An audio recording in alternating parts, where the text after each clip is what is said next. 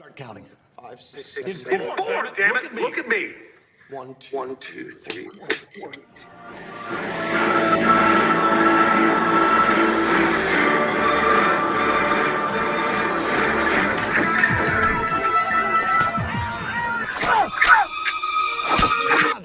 Motherfucker. Hit me in the ear. Bitch. Hey, Gentlemen, you can't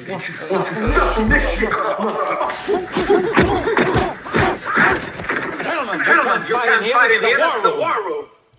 I'm not gonna hurt you. I'm just gonna bash your brains.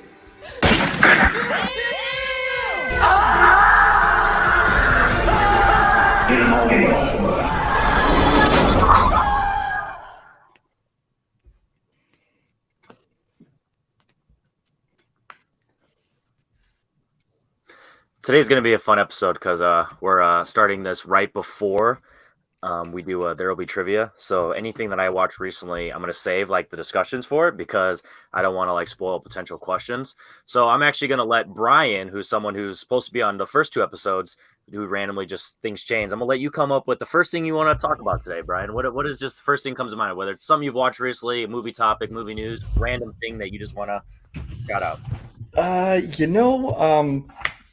Just because I heard somebody talking about it before we went live, I will talk about directors who have kind of gone off the rails. Specifically, somebody mentioned James Cameron, in my opinion. For me, James Cameron made like some of the best movies of all time. But the problem is then he just, for the last 24 years and counting since Titanic, has done nothing but Avatar. And for the next couple decades, as far as we can tell, he's doing nothing but Avatar. It just seems like a waste of an entire career. I mean, this is the man who made Terminator, Terminator 2, Aliens, The Abyss, True Lies, and even Titanic. I like Titanic, whatever. But then it just seems like he just like got obsessed with Avatar, went off the rails, and I didn't know if anybody else had directors who they feel the same way about. Well, I want to start with James Cameron. It's one of those, like you said, it's when you think of like your favorite movies of all time, even if like something like Titanic, for example, a lot of people think it's overrated. You still got to think of like the impact that James Cameron had on the film industry, and the fact that he's not retired and he's technically still working, but also like not at the same time. It's a weird thing to think of because it's like at this point, like, is he overrated? Is he washed? Who knows? Because who knows? It's like he hasn't made anything since 2009. That's come out. Yeah, I'm not counting documentaries and things. He hasn't made anything since 2009, and the last thing non-Avatar he made was Titanic in '97. So it's like the fuck.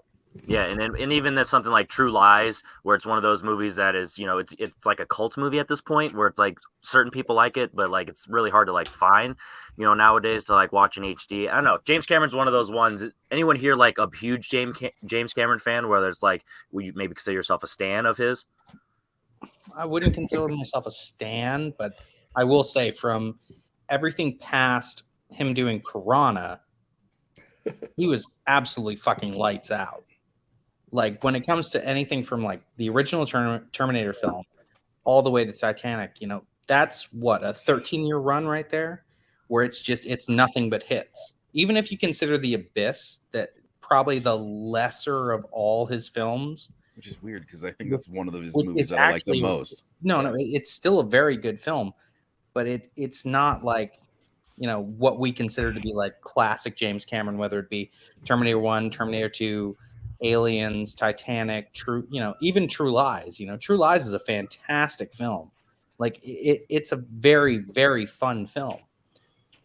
I would say overall, like the fact that he hasn't really done a whole lot. Yeah, I can completely see why you're talking about him as somebody that has just kind of gone. It's just wasted years. It's like, how many great movies could we have had if Avatar never happened? Yeah, no, I agree. So at this point, you have Avatar has to be the new like Endgame, or like essentially the new Avatar, where it's got to be like the best movie up to this point for as long. Nobody even really wanted Avatar sequel. It's the first Nobody Avatar wanted. I didn't mind Avatar. I enjoyed it. I wouldn't say it's one of my favorite movies or anything, but I didn't mind it. But it was fine. Didn't care for a sequel. Much here's less the thing. 4. Did Like it do a 2009, lot? everyone dressed up as like the Na'vi and everything, and then the year after, no one cared. Bro, they were all Smurfs. They weren't Na'vi. There's a difference. At the exact same point in time, all blue people look alike. I'm just. And the only reason, it broke all the box office. Blue lives matter. That's when why it he comes thinks to Smurfs everybody and wants Na'vi. to see sequels, is because it broke all these box office records. But the problem is, the reason it broke box office records was curiosity, because it was the first big budget major feature film shown in 3D, and it was this big new experience. That's what boosted the sales, not the story, which is just the old story of Dancing with Wolves, Pocahontas, Ferngully, Last of the Mohicans. They're all the same archetype of story, which is fine. Princess You, Mononoke. you take a story, put it in a different setting, that's fine. But that's not why people went to see the movie. And all those movies you just said, like none of those had sequels, so it's like the story is told like within the one movie. And like Avatar, it's not even the story was told halfway through the first movie. Yeah, exactly. Like it's not a long movie. It told its story. It was honestly half the story of the Na'vi and the tree, and then like half like inner war like thing that whatever trying to message it was trying to push for that stuff. So so it's one of those humans suck in the present year and humans suck in the future. We get it. Humans suck, bro. Like. The fuck? Did we need it? No. It's a gimmick. It's a similar mentality that George Lucas wound up having when he talked about doing the sequels to the Star Wars films, or the prequels rather, where he was saying that technology hadn't advanced enough in order for him to be able to actually do the story that he wanted. Now, James Cameron may be in a sort of similar situation when it comes to that, because if you look at it, every time James Cameron winds up doing a film, over the past 2 decades, it's been when there's a gigantic technological advance. Maybe it's the view that he can't wind up telling the story. He's done one movie in the last 2 decades. Well, I mean, within the last 2 decades, he's done 2 films, but fair. But the thing is, maybe it's the idea that technology. No, he's only done one. Anyway, technology hasn't caught up to his imagination. Is maybe the idea that we're thinking. So that makes me want to transit. Kind of a bullshit thing. Yeah.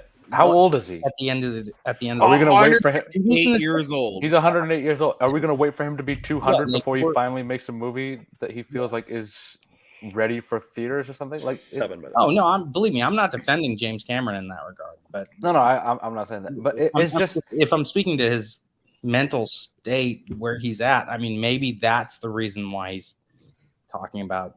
Well, that's why, like somebody said, like Avatar 2 at this point has to be like the greatest movie of all time for it to be worth all the time that he's put into it. Because, I mean, you're talking about George Lucas as somebody who always said that technology wasn't to the level to tell the story that he's visioned in his mind. But the problem is once technology was able to show what he thought in his mind, you get the prequels. So if that's an example of how it goes wrong, I think an example of how it goes right is Mad Max Fury Road. Yeah. Absolutely. George, Miller, thank you. George Miller basically said the same thing. Said basically when he made Mad Max Fury Road, this is the movie he always had in his mind, but never had the budget and the effects and the way to do it until then. And that obviously turned out great. So I feel like I want to point this out.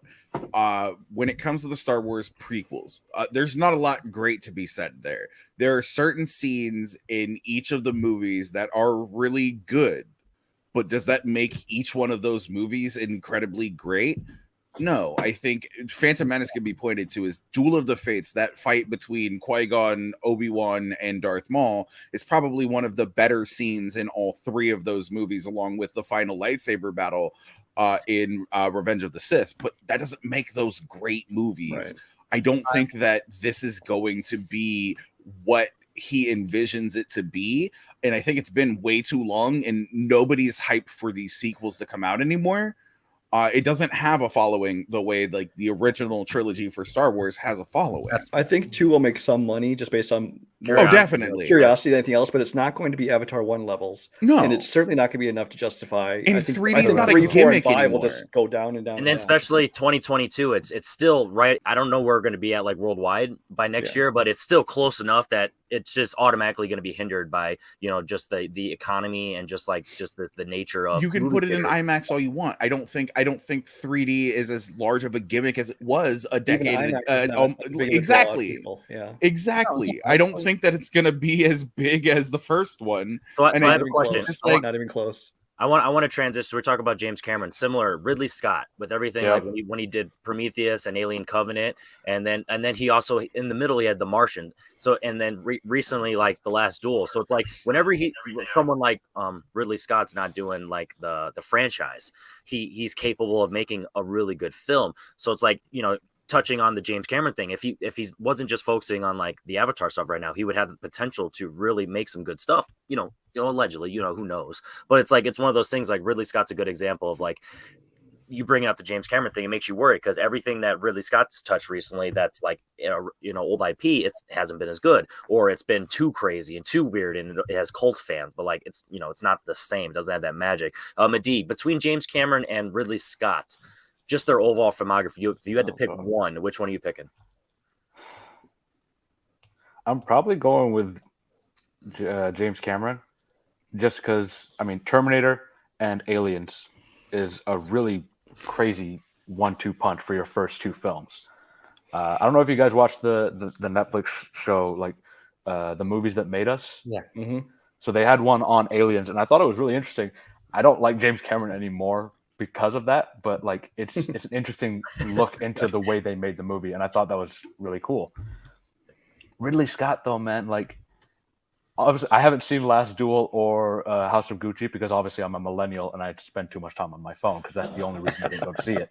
You watch too many superhero movies. You're I on watch Facebook. too many superhero movies. I'm on Facebook. I'm Nerd. on Twitter. I'm on MySpace or whatever the hell he was ranting about. That's Also, right, it's MySpace, yeah. my cousin's name is Muhammad, so obviously I can't go see Exodus: Gods and King. But no, there's like so With a much cast about of white Ridley- people, by the way. Yeah, for real. You can't sell a movie with They're tan, but someone whatever. who's not white. What was the last good movie that Ridley Scott had? The Martian. The Martian. The Martian, Martian, and then I would say Kingdom of Heaven. No. So Martian, I'll give him because I liked it. I didn't think it was that great. I think it was just kind of He like did The Counselor, right? Like that was him. Like, yeah, that was great. I loved watching Cameron Diaz have sex with a windshield, which is a sentence I don't think I want to say out loud anymore. But before that, I'm going through his It's out there. Kingdom of Heaven, American Gangster I liked, so I'll give him that. But that was 2008, and then Hannibal, Black Hawk Down, and Gladiator. Yeah, so in the 2010s, both of them are just irrelevant at this point. They're for the really most part. neither of them I really Apparently, care Ridley for. Scott's making a come up because like some early reviews, like House of Gucci, it's got its ups and downs. The biggest criticism I see of it's maybe too long, but in terms of like the filmmaking, technically still got it. Apparently, Last Duel is fantastic. I haven't seen it, but I'm Duel's pretty intrigued to good, watch actually. them. Last I Duel's do good. I do want to watch them. It's just I'm not gonna go pay $15 at a theater. yeah, that's the thing, and during a that's the lockdown shame, to go see especially for directors Ben Affleck like and that, Matt that, like, Damon make talk about sexual assault. like, blockbuster type of movies. Like no one's going out to see that, and then that's why they have the beef with Like, superhero films and stuff. That Right. both of those movies, I feel like should have just gone straight to streaming somewhere. Like Yeah, those are the instead of HBO something Max. like Dune, which I thought should have been just in theaters, because Dune I disagree. really enjoyed. But all right, whatever. But But it was like, probably, yeah. there's no reason for it to have been released in theaters. And like, really Scott's put out more, and I haven't liked any of them. Yeah, He's Right. like my favorite of the Scott only brothers. that's the only reason I'm sure. Tony Scott's better in my opinion. Yeah, he is. The wrong I kid mean, died. that's the only reason I'm putting James Cameron ahead. He's got like 6 movies, but I actually like the 6 that he's put out. Well, Brian, between the two, if you had to just only have one filmography, I'm pretty sure you're going to say James Cameron, but I still want to throw it out to you. James Cameron easily, because he's got so many of these epic movies that are in my top 50, top 100, whatever. Ridley Scott, I enjoy a lot of his movies, but as far as like the ones that I really love, my favorite movies of his, you're talking a handful. Talking Gladiator, Blade Runner and Alien I like, but not as much as a lot of other people. Yeah. Look I at don't Black like Hawk Blade Down. Runner. I enjoy. There's a lot of movies I like, but as far as there's nothing that blows me away. He like was James Matchstick Men, right? That was another like smaller Matchstick one. Men was his. Thelma Yeah. and Louise, I guess he did that Yeah. as well, right? Yeah, so I'll put that on there. But Jay, are you a Ridley Scott guy or James Cameron? If you had to pick only one, So the thing about it is I am not as old as Brian. Few And people I don't mean that in a negative way. But I didn't find Terminator and Terminator 2 until I was almost in my 20s because they just never really stuck out to me. But I like a lot of Ridley Scott's movies. Ridley Scott did make Kingdom of Heaven, which is probably one of my favorite movies from the 2000s. I would go Ridley Scott. Plus, I'm in the very, very small camp of people who didn't absolutely fucking despise Prometheus. wow, interesting. I wouldn't say I despised it. I was very disappointed. I know Yeah, exactly, but I still liked it, even adding to the alien lore. Granted, I don't like Covenant. I don't think Covenant should fucking exist whatsoever, but I do like Prometheus. Prometheus and Alien Covenant is like Matrix Reloaded and Revolutions, where it's just like unnecessary extra stuff. That's like there's decent moments within them, but like the lore that it's trying to expand, it's just it gets real convoluted, and it's it's not as great. Malcolm, if you had to pick between I almost said Tony Scott, James Cameron, and Ridley Scott, which one would you pick? Now I'm definitely curious on this one. Yeah, I mean, this is actually a pretty tricky one, because if you lose Ridley Scott, you lose a movie from James Cameron's filmography by proxy, because you lose Alien, you go to lose Aliens. That's interesting. Yeah. But that being said, with James Cameron's filmography, I still really enjoy more of his filmography than I do like Ridley Scott's. Like, I enjoy Titanic. I like Aliens. I like Avatar. And I mean, with Avatar, I'm excited to see kind of where they go. Like, the 3D aspect was actually a non-issue for me, because when I first saw Avatar, I didn't see it in 3D. That's because 3D tickets are hella expensive. That's the main reason. It made a lot of money, but it's just one of those ones. Like, I'm interested to see, like, maybe Avatar 2 is really not going to be good. So who knows? After this long, I know. Good. I mean, well, it's one of those ones, like, part of this delay has been because of the pandemic halting things as well, because like this year, New Zealand, the pandemic's only been going on for 2 years. He's waited 11 years for the sequel. He's had more than enough time. Listen, I'm not a filmmaker, but I'm pretty sure they could put out a movie in like a year and a half. This is the guy who literally just says, "Trust me, it's going to be good." Are you trying to say James Cameron started the pandemic, so he has a good excuse of why Avatar took this long? Like, is that what we're really going? Absolutely. That motherfucker. No, Sean. Go ahead. Yeah. What I was actually meaning is the pandemic probably definitely helped in extending the rate for Avatar 2. Rewrites. Sean, so last we'll touch on this and we'll go to a new topic, but what are your thoughts between the two? I think it's kind of a hard argument to actually make, because the thing is, Ridley Scott wound up taking more swings at the plate than James Cameron did. So when you take more swings, you're more liable to actually wind up missing. Ridley Scott has missed more than James Cameron has. I will say, like, James Cameron, basically anytime he's come up to the plate outside of Avatar, I've loved the film that he's made. So I would lean towards James Cameron in terms of the quality of film that he's made. But the thing is, I can't fault Ridley Scott for being that guy that will go like, yeah, I'll make a movie every single 2 years or whatever it may be. And maybe he makes Blade Runner. Or 2 a year this year. Yeah. Or maybe he makes he did Body of Lies as well, correct? Yes. Oh yeah, he did that. So he makes Blade Runner, maybe he makes Body of Lies. You know, there's a differentiation in terms of the quality of those films, but at the exact same time, the fact that he's willing to step up that much, I can't fault him on that. You know, James Cameron, like we've talked about, or you guys have talked about, rather. I haven't really been a part of this conversation as much with you guys talking about it, but you know, it's been 11 or 12 years at this point since he made his last film. Prior to that, he made the last film 12 years prior to that. You know, it's not the same. You can't judge those guys on the same basis based on how much they're working. I don't know. I would lean towards James Cameron in terms of quality, but in terms of how much somebody is willing to step up to the plate and actually try to swing the bat, I would probably lean towards Ridley Scott. I like that. It's a bit of a fence sitting position to take, but at the exact same time, I feel like it's kind of a fair one given where we're at with these two filmmakers. They have a completely different trajectory when it comes to their entire filmography. That's interesting. So, Sean, so since, like, you know, it's one of those things where you haven't been like in the community in a recent while. So what is something, like, it could be an all-time favorite, it could be like a new favorite, something that you've watched recently, or anything that's like, it's been in like eating at the back of your mind that you've wanted to discuss it. You know what I mean? Is there any of those types of movies that's like, man, you haven't really had a platform to have a conversation about it, and finally you want to get a chance and like, you know, let's talk about something. So what's a movie that like really has a, you know, a conversation starter for you? I don't know if necessarily I'd be interested in that, because to be honest with you, dude, like I haven't been like studying the same way a lot of these guys have. Not even studying, but I'm talking about just watching, like, you know, just in regards to the last question that was asked, my answer to the question of someone who has like gone downhill is Christopher Nolan. Wow. Wow. All right. I think Christopher Nolan's 10 years from Memento to Inception is arguably the best 10 years for a filmmaker. I think it's fucking tremendous. Everything within that span of time.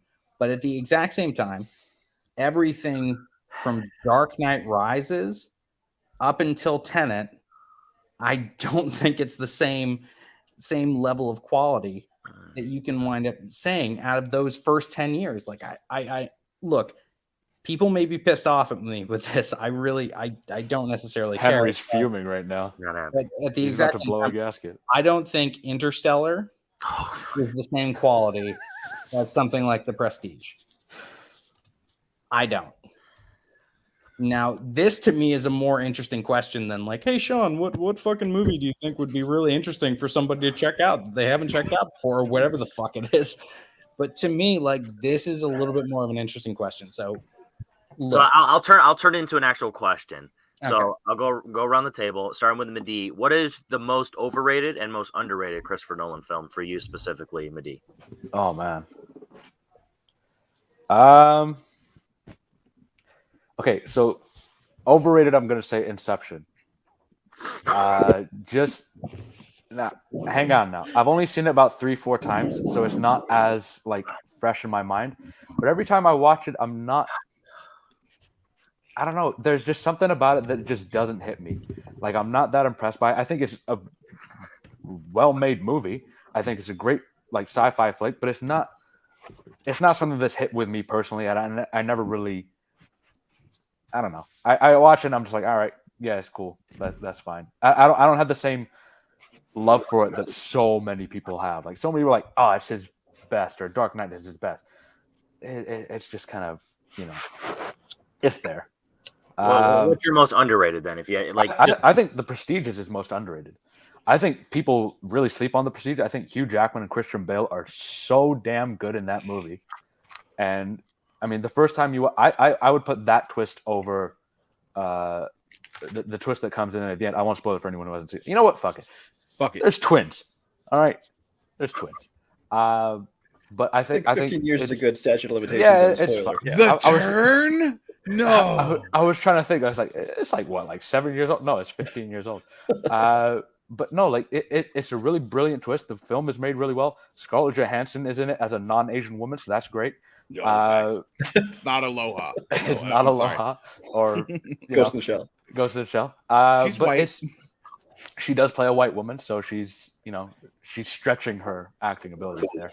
But there's so much about that movie that I just really love watching. I think Andy Serkis and David Bowie playing Tesla and the assistant to Tesla are like such an underrated little like kind of cameo, I guess, if you want to call it that. But overall, it's such a well-made movie, and people sleep on it all the time. I think Prestige is probably outside of the Batman movies, I'd probably put it as my second favorite of his. That's my favorite, personally. I mean, yeah, because I just I think it's great. I'm but with you on that. I think that movie's fucking tremendous. It's so good. I think it just gets overlooked because it's it came out like in between Batman Begins and Dark Knight, and the same year as The Illusionist, so that it just had a lot writing on it. And like there's the Edward Norton movie that came out right next to it. So in the 1800s, so it's like there's nothing about the movie on paper that is appealing to like the general audience, especially nowadays that a lot of people consider Nolan overrated. Essentially, that now they're not willing to give it a chance. So it has a lot going against it, which is dumb. Yeah, people literally could have just written on a piece of paper, "It's better than The Illusionist," and you would have gotten people to go watch it. at least 2 more people. Brian, what is your most overrated and underrated Nolan? And coming from you, I'm excited to hear this.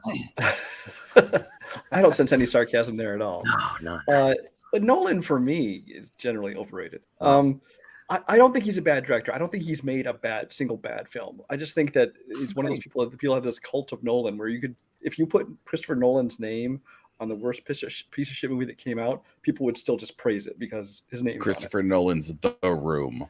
But that doesn't mean that all his work is bad. It just means that it actually hurts his work, in my opinion, because I'll go see a movie and people like rave about it, and I'll go and see him like, that was all right. But it's like, if they hadn't hyped it up, would I have enjoyed it more? I don't know.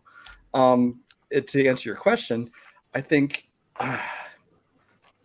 it's hard to say which is his most overrated, because like I said, a lot of them I see a whole lot about. I'd probably go with Interstellar as well.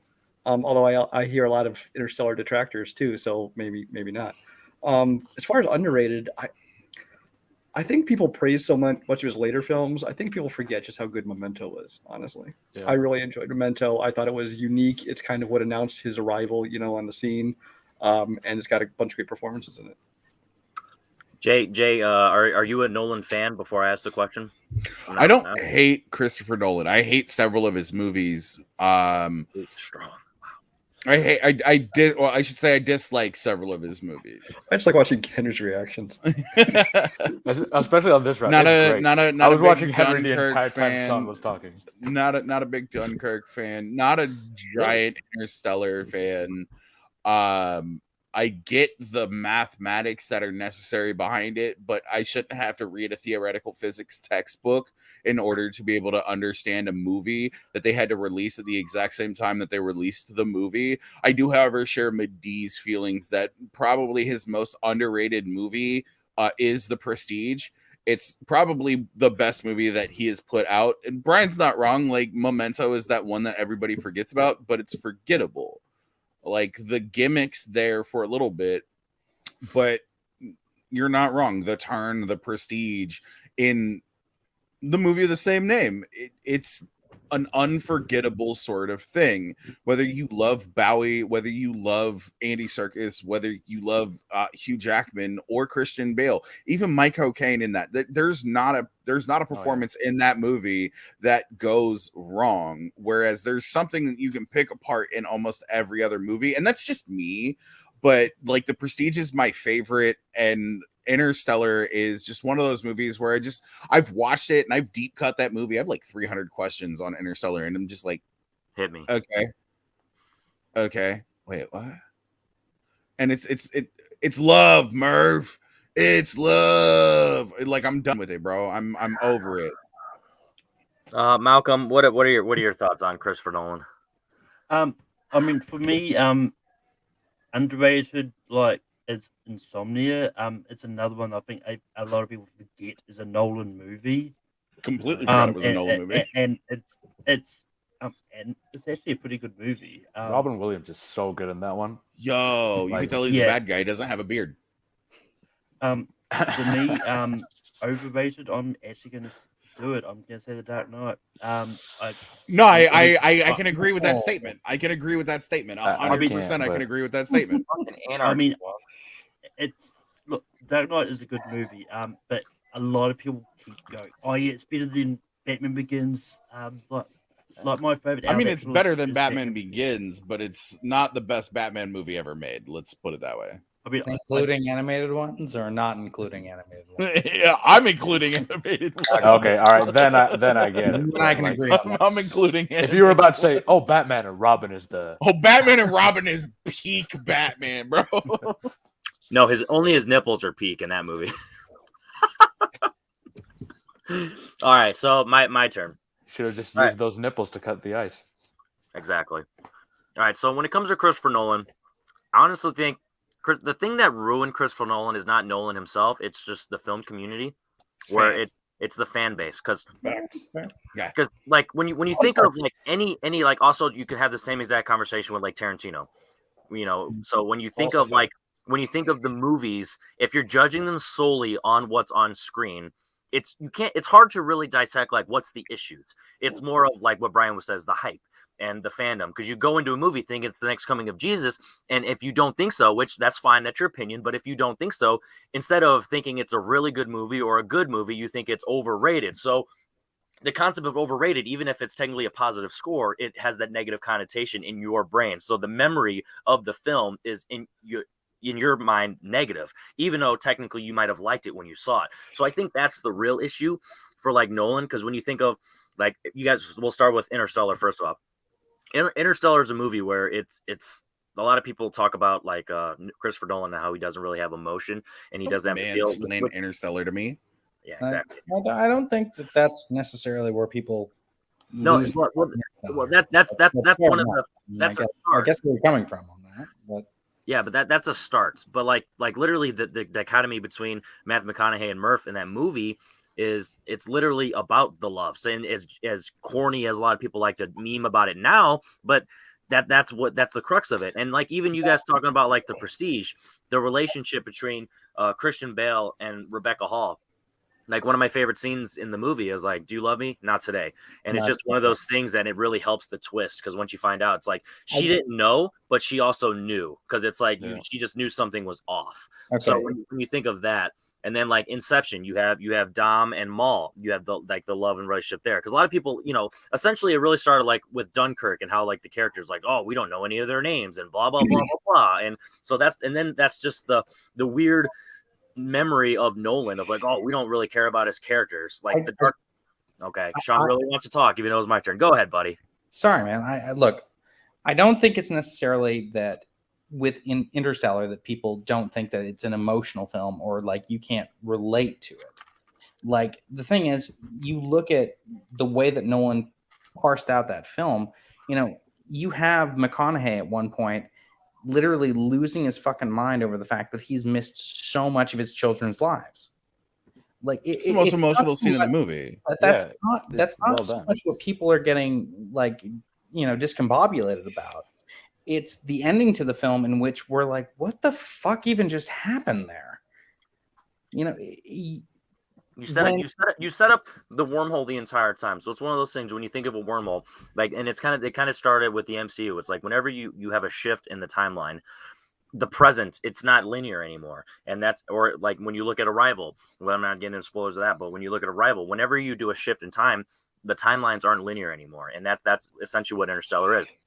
Once they created the wormhole, which they had going into the mission, it already existed. So time wasn't linear at that point already in the beginning of the narrative. So that's why when it gets to the point where he goes into gargantuan and he goes into the black hole, he sees all the different scales, and they kept referring to him as them because they're like, who's them? Sometimes you don't need answers to questions because you're not going to like the answers. So if you keep it ambiguous enough, you're able to like think about the possibilities of the aliens, quote unquote, or whoever them is. And they used Murph and they used Coop, the characters, because they're strong connections. So if you're really going to have someone to save, humanity, or however you want to describe it, you need to use someone with that bond and that connection, because you have the wits of the two characters that they'll be able to figure it out. And then you have the connection. So you're going to have the drive and the ambition to really get the mission and, everything that you need to do. So it's one of the concepts when you like, all right, I don't know why I'm doing this right now, but when all end, by the end of it, you're going to realize. And that's exactly what happened in Interstellar, where it's like by going into the Interstellar, he's like, why am I even doing this? It's to save the world. No, it's to save my kids. It's to save the world. It's to save my, however, but by the end, he's like, oh, this is why I needed to fall essentially and separate my kids so she can figure it out and kind of push it. And it's just, that's, how it goes. Go ahead, Jay. My question is, so if we're talking, it's a completely different timeline when that happens and he goes in and this is where it starts to confuse a lot of people, because most people understand that when you change one thing in a timeline, completely different things happen. Would he end up in the fourth dimension in the Tesseract behind the bookshelf had something else different happen? Would he be flung back in time? It's not a good movie if, like I said, if you have to have a college textbook to sit there and deconstruct your entire movie for the layman, the individual who doesn't follow everything in a, in film language. Is it a great movie? And that's one of the reasons why I think this movie is so overhyped, is because yeah, they brought in an astrophysicist to write a book essentially explaining everything that happens in this movie, and you're doing too much at that point in time. Not for a lot of film nerds, but for the majority of lay people, you're doing too much at that point in time. This movie is trying to be smarter than it actually is, when the story just comes down to love, which I get is the strongest force on the face of the planet. The Sword and the Stone taught us that. Every movie ever where a character almost dies has taught us that love is the strongest force in the universe. Do we need it? Like, do we need it to be like, I'm not trying to turn this into a let's shit on Nolan for this, but this movie is not as big and not as fucking like out there and mind blowing as people try to make it out to be.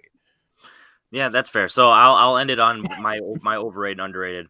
So my overrated, it's weird to say that's overrated because it's just gotten to a point where a lot of people are starting to say it's like better than The Dark Knight, and I think that's just them trying to be cool. And so I think Batman Begins at this point has gotten a little overrated, like within the film community, because when you ask a lot of people what's I'm gonna praise The Dark Knight, they're like, no, Batman Begins is superior. And it's like, calm down, like you're just trying to be different, and that's fair, whatever. So I think it's gotten to a point where Batman Begins is a little overrated, because that third act, it's not like MCU level, like punching in the face and random stuff, but like it's a little reckless in that third act.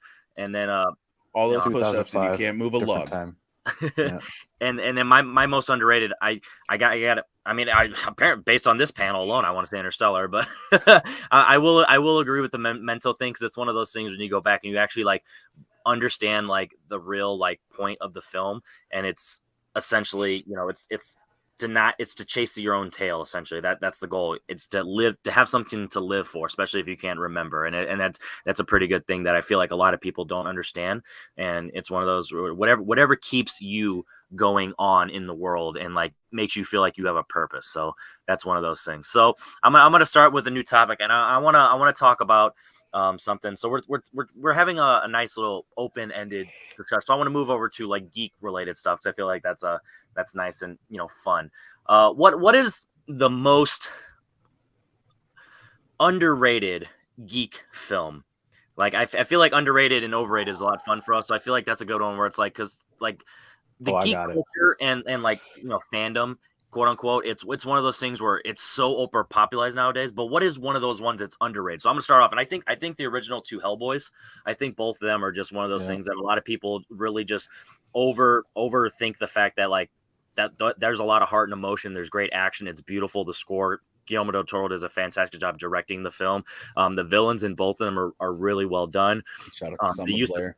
The use of practical effects, it really does a lot of the things that you'd want, and it's just, they're so rewatchable. They're funny. It's got the father son relationship. It's got the girl, the boy. Like, it's got a lot going on, and the friendship with Abe and Red. So there's a lot of things that you can connect to depending on where you're at in life. So Malcolm, I feel like you're the last one who's talked. So what would be your most underrated geek? So it doesn't have to be superhero. It could be anything that would be considered a geek film.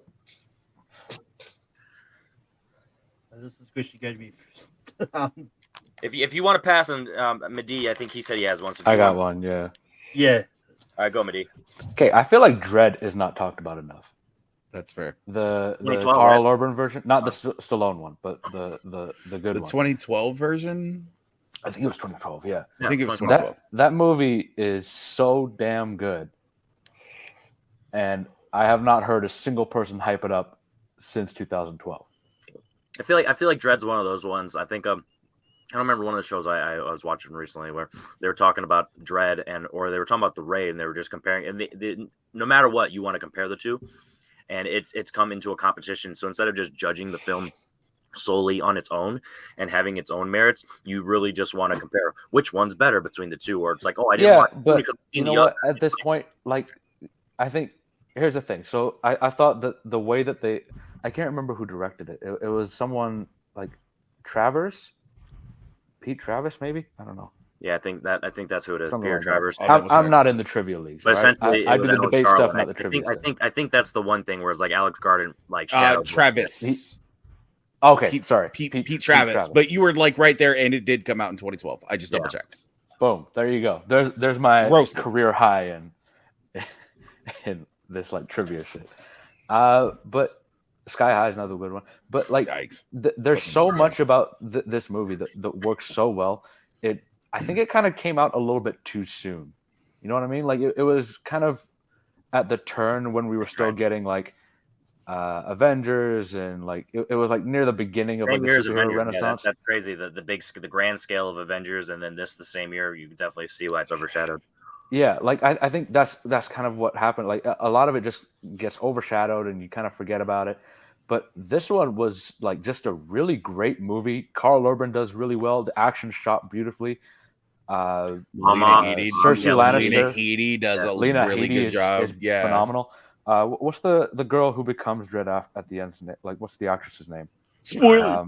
Yeah, I don't know It's her 10 name. Years old. Hang on, I'm gonna look. Yeah, I don't know her name, but she has. Is that Olivia Thirlby? Olivia Thirlby. There you go.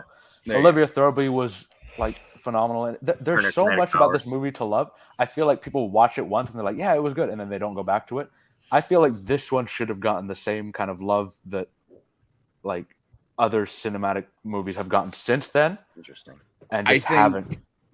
I think on that point, Madi, I think more people still who went and watched that movie when it came out still had Judge Dredd locked in their mind, so they were expecting one thing and then got something completely different.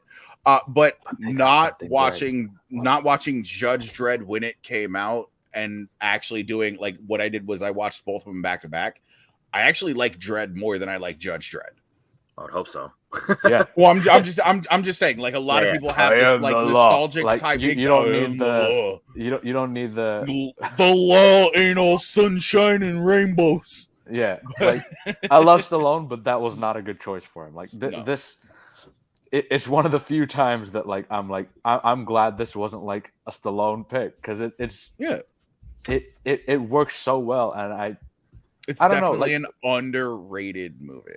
I feel like it's not only underrated. I feel like people underrated is weird because like I'm sure it's got like a good score on Rotten Tomatoes and like Metacritic, whatever the hell those like things are. I feel like the concept of underrated and just underthought of. I think it's underthought of more than underrated. Now that I'm thinking about it, it's probably fits more in that like realm, but like in the forgotten range, where it's like, oh yeah, that movie type of deal. But it's definitely one that it is certified fresh. It has a 79% on Rotten Tomatoes. I still think that's low too because I feel like it should be a little bit higher, but whatever. Is it because the film is genuinely good, or is it because Judge Dredd was in the raid? It is a really good film, but that's what I was talking about at the very beginning, where it's like that's the thing that where they. I think if they're comparing it to like the other, like to the raid and to Judge Dredd, it's just not like taking like you should look at the film as an individual film. Not like all of them are three different types of films in terms of tone, style, story, all that stuff. Where it's like the only thing that Dredd and the Raid have in common is the self-contained nature. Yeah, it's self-contained nature, hardcore violence. Believe me, hey, look, I'm with you. I'm not asking this as like a gotcha kind of thing. I'm gotcha, bitch. As like, do you think that that Dredd suffered in some way because of the way that the critics wound up saying like, well, it is very, very much like the Raid. Yeah, I think partially for that, and then also the fact that it came out like within a few months of the Avengers, and also within whatever X-Men thing came out, and whatever like Dark Knight Rises also came out that year. Like there was a lot of IPs that you just don't things that came out that year. Don't know the IP. Or you only know the 90s version. So it's like no matter what, it's negative or unknown. Brian, so like when you had your top 100, not ironic, but like surprisingly you had a lot of like superhero stuff. So it's like you're, because people don't think of you as like a geek person, but you have a lot of ones that you like, popcorn films. So one half of America's ass right here. He is literally one cheek. So what would you consider to be your most underrated? It could be like a 90s Who's one. this team named Sean? Don't give me that look. So I thought that was hilarious, dude. The one that jumps to mind actually isn't even a superhero one. The one that I think is often underrated is actually Disney's Hunchback of Notre Dame. Does that count as a geek thing? Yeah, Disney Animation. Disney. Disney that makes it geek. Well, yeah. If not, I have a backup choice. I've been out of the trivia stuff. I don't know what He doesn't count because he doesn't know what's geek and what isn't. Yeah. Listen, I just watch stuff and then I talk about it if I remember. I do have a backup choice if you want, but No, but no, go for it. I'll let you have it. I've never seen it like in whole. No, talk about the thick That's gypsy girl adult. movie. Well, the Oh. thing with Hunchback of Notre Go ahead. Dame is first of all, it's like people talk about like the '90s run. You had Beauty and the Beast. Well, even started with '89 with Little Mermaid. You got Beauty and the Beast. You got Aladdin. You got Pocahontas was a little bit of a dip. Oh, I've skipped over Lion King. Lion King. This is like they talk about this great 97. '90s run. Mulan's a good one. But Hercules. Hunchback of Notre Dame, I think, gets kind of looked at as kind of a miss on the Disney thing. Thanks, But man. I don't agree with that at all. I think that the problem is the movie, and I think this is a good thing for me, is it feels way more adult. It felt like the kind of thing, like if they were going to make a remake of a Disney anime movie, that's the one they should do. Because it's got Facts. a very gothic feel to it. It's got a big like musical feel to it. Like it feels like that would make a great like live action. That is the musical. gargoyles, right? Or like Now Yes, the gargoyles is yes. the one thing they should take out of the movie. The gargoyles, I think, I felt like that's something Disney goes, oh, we need comic relief, Yeah, shove in the fair. gargoyles. And I Fair. think if you take the gargoyles out of the movie, it's a ton better right there. I But think aside they from that, are I mean, doing Claude live- Frollo has probably one of the better fucking like Disney villain songs of the 90s though. Like I get where you're coming from, and I would definitely watch a live action Hunchback of Notre Dame. I feel but like that they're type not of going to try to story- light it on fire twice in the same decade, so we got to go somewhere else. I think they are working on a live action Hunchback. of there Notre is Dame. one Of course they supposedly in the works. It's not like a cast or anything at this point. I feel like that's a story that could work today, like with the relevancy of like bullying and all that stuff, and you can use Quasimodo, which I haven't, like I said, I haven't seen the movie like in. As long as you don't update it to current day with like bullying kind of. Yeah, but you can use that. People are though. There's- tweeting But I at mean, it's already a Quasimodo, "You classic bitch." story. I think the Kill animation is yourself. good. I think the songs are excellent, but I think they were even the style of songs, except for the gargoyles, comedic ones, are really too adult that a lot of kids didn't love it, and therefore a lot of parents didn't care for it much either. But I think I'm not saying it's a perfect film by any means, but I do think it's underrated. That's good. Honestly, now you say it makes me want to like add it to the top of like if I'm like I'm in the mood for an animated movie, like It's I'm gonna put that definitely top worth a list. rewatch. So I'm glad. Jay, I don't like think I've you're a seen this since huge the 90s. you're a huge geek related content. You call him person. fat? Yeah. What Huge. what is your pick that you consider wrong in opinions for underrated? What do you got? I have two, and they're like very fringe picks. Because I didn't want to go like deep geek and just start an hour-long argument about why The Last 13 Jedi is minutes. this or that. So honestly, The Last Jedi is underrated. I'm gonna drop two, and they're both kind of parodies when it comes to geek materials. So honestly, I think Fanboys is underrated, but I also think that Galaxy Quest, as much as it's seeing a resurgence in like the movie fan base, everybody has completely forgotten about this movie, and it is probably one of the funniest Star Trek movies that we have ever gotten. Ever. And you can say what you want about it, but Galaxy Quest is 100% a Star Trek movie. Okay, so before we get on this conversation, I just have a question. So if you're going to consider, I mean, obviously you said you admitted that it's pushing the it's fringe. If you're gonna consider Fanboys, eligible for this, random podcast topic, would you consider Paul the same thing? Like it is science fiction.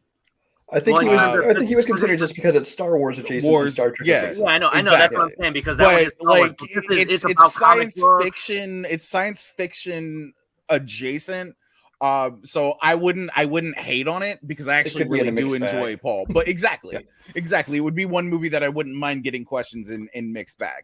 Yeah. But I think I'm bringing forth two movies that should have a consideration at least for being geek related. But then at that point, then we need to add role models because they LARP, and at that point That's they're fair. real nerdy and geeky. So then you're really expanding that mixed bag. Trust me when I fair. say the geek leagues are really trying to expand to basically include any movies they want without having to watch like dramas. Exactly. It's what they're trying to do at this point.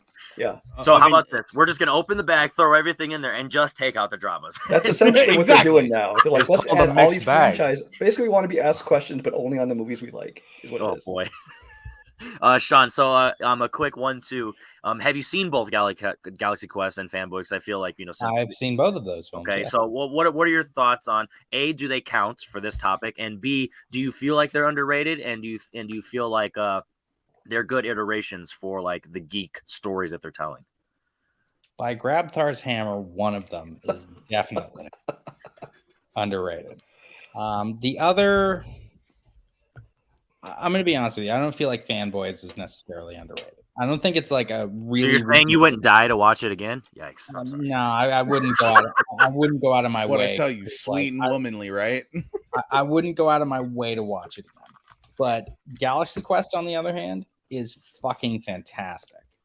Like I wouldn't consider myself a Star Trek fan. Okay, real quick, is there anybody on this panel that disagrees that Galaxy Quest is fucking fantastic? I only seen it once, but I really did like it. So I don't want to say I won't like say fantastic, but really good. The only thing that would make it better is if I could see the original R-rated cut. Facts. Facts. Are there alien boobs or something? Or No, there's a lot more Sigourney swearing and Weaver stuff. gets It the was cut. a different tone to it before they re-edited it. All right, Malcolm. Yeah, I like Galaxy Quest. What?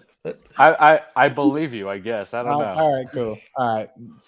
To me personally, I think that both of those are a really, really. I think that both of those would be a valid inclusion within the geek setting of things. like Especially considering the fact that the subject matter of Fanboys doesn't just deal with Star Wars, it deals with Star Trek as well. You could wind up including it within the general filmography of Geek. Now, I do agree with Brian that I think that they're just trying to get away from watching traumas in a lot of different ways. Facts. But at the exact same time, I can see where Jay's coming from. I think that it's a perfectly reasonable place to come from. So, yeah, I would say that I love both of those films. I think that they would both be perfectly suitable for being in that category. I like it, and you guys are definitely reiterating the fact that I need to only watch dramas for when I do my There Will Be Trivia. We're gonna be testing. That's all I watch. I don't fucking watch. I've ditched geek shit. Like for the most You've seen so- Raging Bull 1,000 times. Oh my god, he's so much better than us because he's seen it. Facts. So you got your questions kind of asked of like or answered for like, do these qualify? So have you seen them both, and are you convinced that these are technically geek movies? I think Galaxy Quest is the best Star Trek movie that I've seen. Yes, It's the second best Star Trek movie ever made. I haven't. To be fair, I haven't seen a lot of. Yes. I haven't seen some of the more like older Star Trek stuff yet. My introduction was kind of just with the Chris Pine version, so I'm not huge on Star Trek. Saw Chris Pine with his shirt off in the trailer. He's like, "I'm in." You had me at hello. Alice Eve also had her shirt off in the You second had one. me I as was like, Chris let's Pine fucking nipples. go. Yeah, it's the whole reason I watched like The King or whatever that other Outlaw King. She's out of your league, bro. Yeah, I know. So is everybody at this point. But no, Galaxy Quest is like You're in Toronto and there's Tinder there. Come on, guy. I'm not in Toronto. I'm in. Look at It doesn't matter. North Dakota and then go up. That's where I am. The only dating app in Toronto than he is. the only dating app Medi's allowed on is Leave Me Alone. Yikes. No. Yeah, that's the one. But no, Galaxy Quest is great. I don't know if I would call it underrated. Like you I said, think- there's a resurgence over the last couple of years where it's become okay. like There has been a resurgence. kind of over it. like what you were talking I about with think- the Prestige. It's one of those when this question gets asked, or like the Iron Giant. Like when you think of underrated things, it's now it's so underrated that it's become perfectly rated and possibly overrated because it's over talked about. So yeah, I get what you mean. I think what happened was like I guess it was kind of like under the radar, and then when Alan Rickman passed, it kind of came back into like people's minds because I think they were planning a TV series or they were doing something of like a continuation or I don't know what the whole deal was. It'd be a nice Amazon Prime thing or something. Yeah, there was like a whole thing on Prime of like they had a potential thing lined up, and I was like, all right, yeah, that would be great, but obviously they can't do it anymore. I think that's kind of when it started getting its resurgence. So, I'll count it as underrated. Fanboys, I put on one day and then realized I left food on the stove and left the movie playing, and then by the time I was done, the movie was over, and I never got back Is to that it. is that the equivalent of my dad went to go get cigarettes and never came back from movie watching? That's basically it. That's basically it. I don't even know. Like, I legitimately was interested in watching it, and then Came I back just and the main guy I was just dead. haven't. Apparently you I weren't. went and got cigarettes, and then it never came back. Did Brian? Were you the last one that didn't get to? Did you get a point? Oh, I enjoy them both. I think Galaxy Quest is hilarious. Fanboys is. I wanted to like it more than I did. It feels very amateurish, which it is. I mean, it was like a first-time filmmaker basically making it, but I mean, it was enjoyable. But as just like a geek poking fun at the geek things, but as a feature film, it was like I don't know. All right, so we're at this weird moment right now. It was only 5 minutes, so I just want to go around one time. And what is one movie that you've watched? This could be a quick one. So one movie that you watched within the last, like, we'll even go as far as like 6 months that you're like, I want to recommend this. So Jay, what is something? It could be a favorite that you've revisited or one you might think is underrated, but like throw out a recommendation for everyone, and maybe one day we'll see if anyone takes you up on it. I'm gonna go back to it. We just got out of the spooky season. Dog Soldiers. Neil Marshall's very first movie. It's still a fucking classic to me. I highly recommend that movie to everybody. There you go, Malcolm. We all know you're gonna say Sinead O'Connor's Wedding or whatever the title of that one. But what is your recommendation? Sinead O'Connor's Wedding. For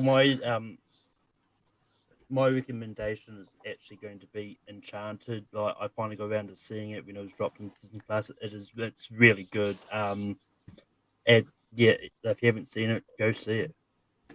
There you go. And Sean, what is something that within like the last 6 months or maybe just an all-time favorite that you just feel like is just not talked about enough and you really want to get some eyes on it? Not something that's an all-time favorite, but something that I watched within the last couple of weeks that I actually felt was a lot better than I was expecting it to be was Snitch. The Rock, yeah. Yeah. Oh, yeah. I was really, really impressed with exactly how good that movie was. Not just because, like, here's the thing. The Rock is kind of left to his own devices in somewhat of a way, but John Bernthal's there to really, like, bring it fucking home when it comes to the acting. So I really, really enjoyed that movie a lot. I don't think it's a perfect film by any stretch of the imagination, but I definitely think it would be one that if you're just looking for something that is like more of an interesting film than you would expect from someone like Dwayne "The Rock" Johnson, I definitely think that would be one to go and watch, like 100%.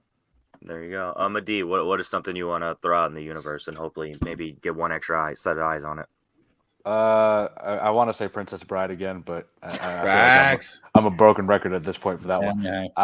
No, so there's a Netflix movie that just came out, The Harder They Fall. I'm a Westerns guy anyways. I like watching them, but this one it hit different, man. I really the enjoyed Idris watching Elba it. one. Yeah, it's Idris Elba, Okay. Regina King, Lakeith Stanfield. Basically any black actor except for Denzel and Morgan Freeman are in this. But it's a really well made film, and I love Forrest Whitaker in that movie. He's also not in it, unfortunately. I'm thinking about it now, and I can start naming more. Like Lawrence Fishburne's not. Yeah, like that was a real not in it. broad Chris Rock's not in it. statement. Dave Chappelle is not in it, so that might sell you on it. But You got the feminist vote to watch it. Yeah, but it's a really well made, not only just Western, but like it's like kind of a true. It's not a true story, but using true people, in roles of like historical figures. Like Delroy Lindo is in it, and that's. I mean, everyone who's not white loves Delroy Lindo, so I can put that out there for everyone who's watching. Fair. I don't know if Henry has any non-white viewers, actually. Now that I think you are actually my one, and you're on one. the show. Yeah. I'm basically preaching to a bunch of white people to watch like a blacker version of Django Unchained. I will say I've already seen it, and it is a very good movie. It's fantastic. It's honestly fantastic. You had me at blacker version of Django Unchained. That was the last thing I said, but I'll take it. Brian, what like just Frederick Douglass in my fucking yikes in my closet right now? So just saying. Brian, what is something that you think qualifies as something that just, hey, go check this out? I'm going to go with another Netflix movie from back in September. It came out, and that is Our Girl Mary Elizabeth Winstead and Kate. Banger. This is a movie. I mean, if you like these Atomic Blonde kind of movies, or even John Wick or those kind of things, this is very much in the same vein. I mean, the I love action 80s is lesbian movies. the action is brutal. It's stylish. It's bloody. It's the whole movie has kind of a nice style to it. I actually think that guy who did John Wick, he did some of the fight choreography and produced David Leitch. Yeah, David Leitch.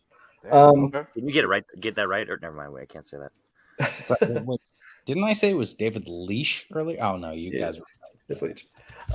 Keep going. but I mean, because Mary Elizabeth Winstead, I've always liked, especially as Ramona Brides and lesbians with her.